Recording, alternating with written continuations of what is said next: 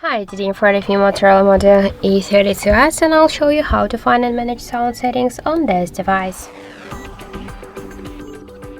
So let's first open the settings application and then scroll down to the sound and vibration.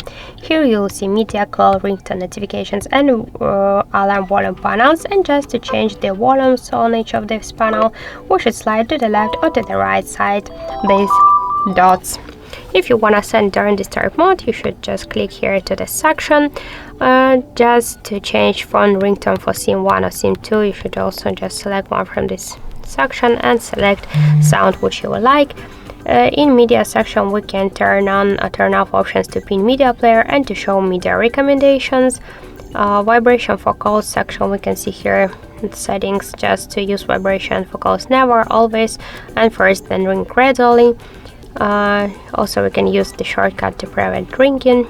In default notification and alarm sounds, which you can also change the sounds. And in other settings, we can see here dial button, screen lock, unlock sound, charge and sounds and vibration, touch sounds, touch vibration, and power and the power of sounds. So just to use all of these options, just to turn them on or turn them off, we should just use the swatchers.